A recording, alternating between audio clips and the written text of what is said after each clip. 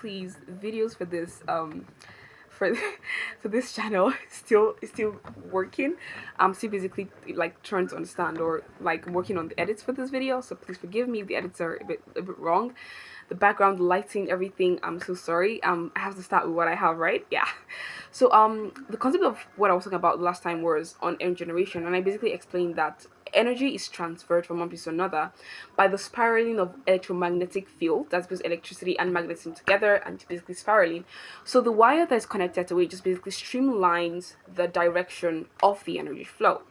But there is a problem because we're using this kind of technology. Well, there is a lot of things concerning SCADA. I don't know if you've heard of SCADA before, but SCADA is the kind of system that is implemented so that whenever there are problems in the system of power generation, the system of maybe the grid or anything, it can easily be detected, and also it can also pinpoint where exactly needs help and when it happened, like time, data, pace, amazing things. But in Africa, where we have policies that are not really enabling such implementation at specific periods of time, what exactly can you do as an individual, and what knowledge can you learn as an individual to work with this? This is where renewable energy comes in. But before we go into renewable energy systems, like I said, I'm very passionate in the previous video, but what exactly am I going to talk about right now? And I want to basically get into the very basics of this, which is nuclear fusion.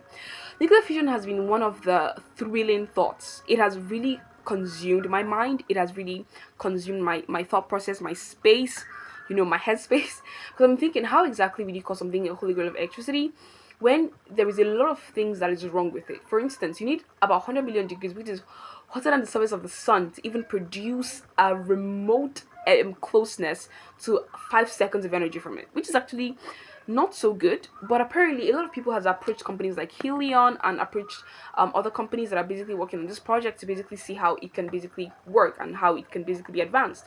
Now the question is, how do you even compete with this?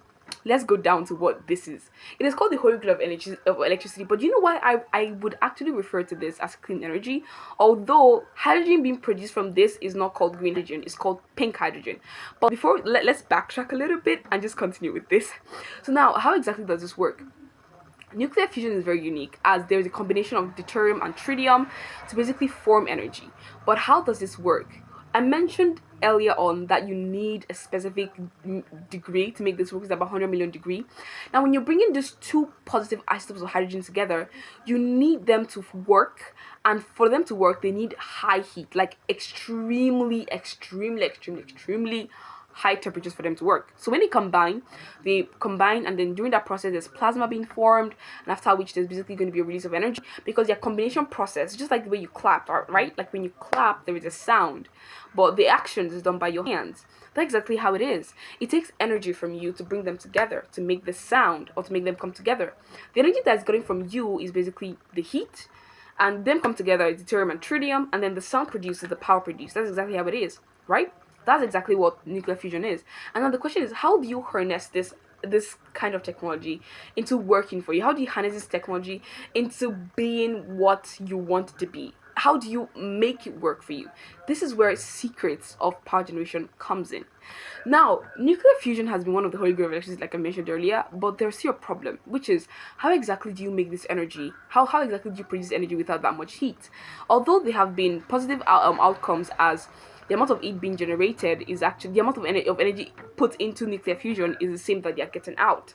But that is not still enough, because when it comes to something to actually work in a commercializable scale, you need to produce more than the input of power into that system, right?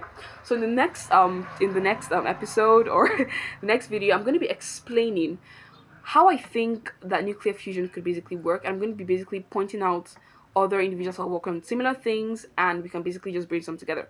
Thank you so much once more, and like I said, the video editing for this video is coming soon. Please, thank you so much. Have a wonderful day. Man is coming to the camera right now, so